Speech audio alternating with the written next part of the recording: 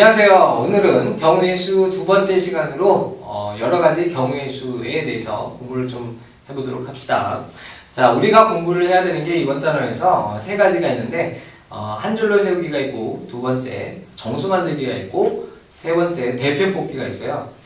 이 각가지 경우에 대해서 어떻게 이루어지는지 예를 통해서 확인을 할 거고요. 거기 나와 있는 공식들이 되게 복잡하게 나와 있는데 공식은 다 외울 필요 없고, 참고로 선생님은 공식을 굉장히 싫어하는 선생님 중에 한 명이니까 공식 외우지 않아도 된다고 생각해주면 되겠습니다. 첫 번째, 한 줄로 세우기. 한 줄로 세우기가 뭔지 한번 간단한 예를 들어서 확인을 해보도록 할게요.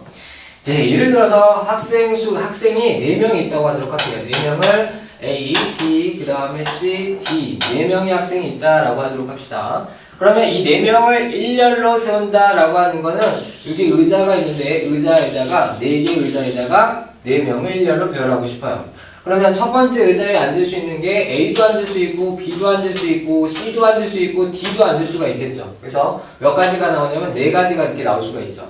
자, A가 앉았다고 하면 그 다음에 의자에는 B도 앉을 수 있고 C가 앉을 수 있고 D가 앉을 수 있기 때문에 몇 가지? 3가지가 이렇게 나올 수가 있겠죠. 자, 마찬가지로 B가 앉았다고 칩시다. 그 다음에 여기 있는 의자에는 C가 앉을 수 있고 D가 앉을 수 있기 때문에 우린 2가지라고 쓸 수가 있고, 자, C가 앉았고 그 다음 맨 마지막에는 의자 하나에다가 D 혼자밖에 없기 때문에 한 가지밖에 앉을 수가 없겠죠. 각가지 경우의 수에 대해서 우리가 동시에 연속적으로 일어나면 각가지를 곱해준다라고 했던 걸 배웠던 거 기억나죠? 이런 식으로 해서 경우의 수를 구할 수가 있겠죠. 물론 4 곱하기 3 곱하기 2 곱하기 1 해주면 물론 우리는 24가지다 라고 하는 걸 좀 알 수가 있죠. 자, 마찬가지로 또 한 번 해볼까요? 만약에 이제 5사람이 있다. A, B, C, D, E 5명이 있는데 5명을 일렬로 배열하고 싶다라고 하는 거 마찬가지로 5개의 의자를 만들어서 한 명씩 배열하면 되겠죠. 자, 첫 번째 의자에는 A도 들어갈 수 있고 B도 들어갈 수 있고 C도 들어갈 수 있고 D도 들어갈 수 있고 E도 들어갈 수 있기 때문에 우리는 5가지가 나올 수가 있고요. 자, A 앉았고 그 다음에 두 번째는 B도 들어갈 수 있고 C도 들어갈 수 있고 D도 들어갈 수 있고 E도 들어갈 수 있기 때문에 4가지. 마찬가지로 B도 앉았고 그 다음에 C가 앉을 수 있고 D가 앉을 수 있고 E가 앉을 수 있기 때문에 역시 마찬가지로 3가지가 앉을 수가 있겠죠. 자, C 앉았고 그 다음에 여기는 D가 앉을 수 있고 E가 앉을 수 있기 때문에 2가지. 자, D 앉았고 맨 마지막에는 E 혼자 남았기 때문에 한 의자에 한 가지밖에 앉을 수가 없겠죠. 이런 식으로 자, 연속적으로 일어나면 이 경우의 수를 다 곱하면 된다면서요. 이런 식으로 계산해주면 되겠다라는 거죠. 그죠?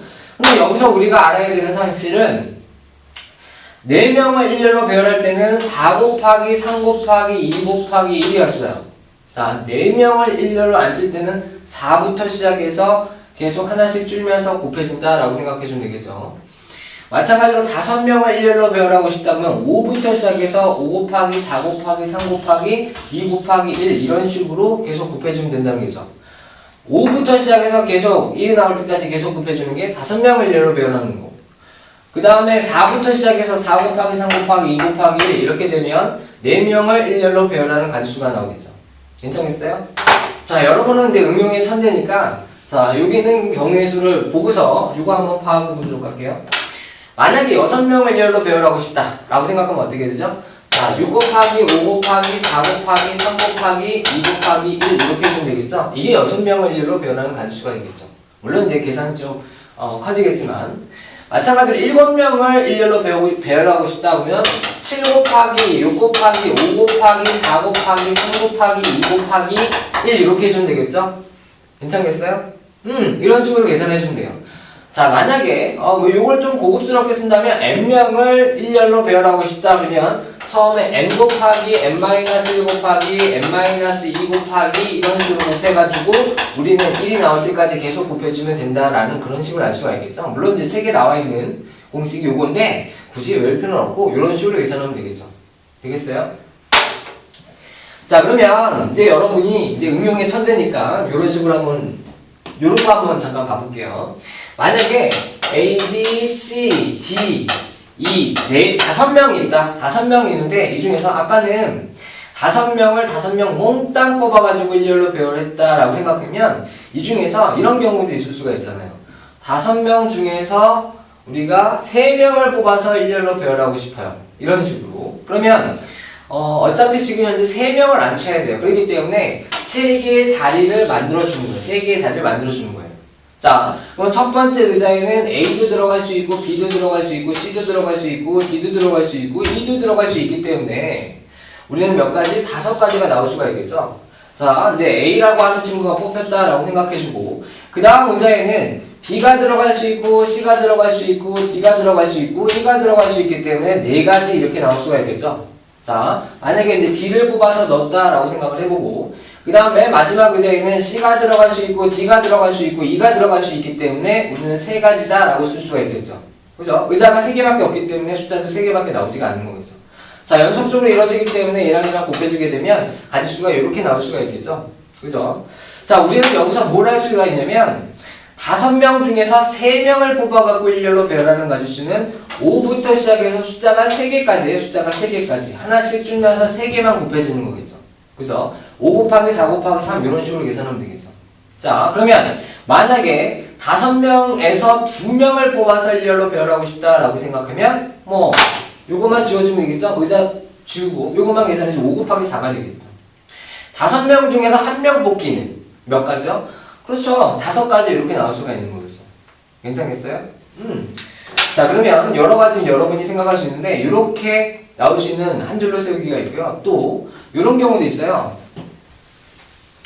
자, 만약에 이제 A, B, 그 다음에 C, D, E 5명이 있는데 5명을 일렬로 배열하고 싶어요. 근데 B하고 C가 굉장히 좀 친한 사이인 것 같아요. 그렇기 때문에 B와 C를 서로 이웃하고 싶대요. 이웃한다는 말이 B하고 C를 같이 붙여달라는 거겠죠. 그죠?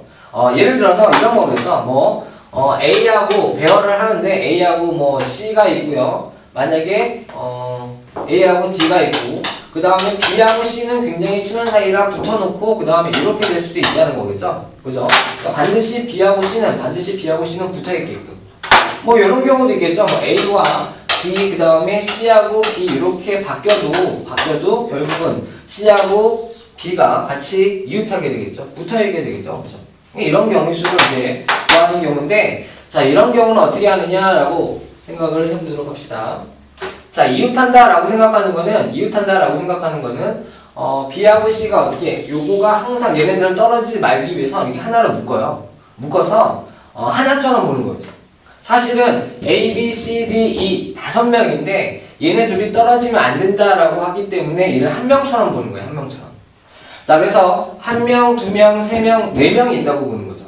그죠? 1명, 2명, 3명, 4명이 있다고 해서 4명을 일렬로 배열하면 어차피 B와 C는 한꺼번에 묶여있기 때문에 한 명으로 보기 때문에 얘는 같이 항상 붙어있게 되겠죠. 그죠? 자, 방금 배웠죠? 우린 4명을 일렬로 배열하는 가지수는 4 곱하기 3 곱하기 2 곱하기 1이었어요. 괜찮겠어요? 왜 또 이렇게 나오는지 모르면 안 되는데.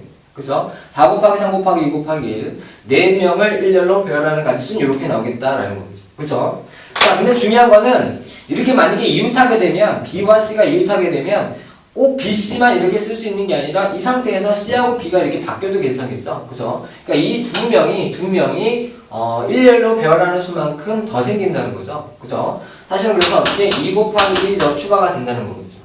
괜찮겠어요? 이런 식으로. 그죠? 자, 그러면 여러분도 이제 응용의 천재니까 이거 한번 해볼래요? 자, 마찬가지로 이제 A와 B, 그 다음에 C, D, E가 있다라고 하면 5명이 있어요. 5명이 있는데 이제는 B, C, D가 서로 이제 이웃하고 싶어요. 3명이 이웃하고 싶다라는 거예요. 그러면 이럴 때 경우에서는 어떻게 구하느냐? 자, 그러면 보면 얘는 총 5명이지만 얘 B, C, D가 한 명처럼 보는 거예요. 이게 묶어서.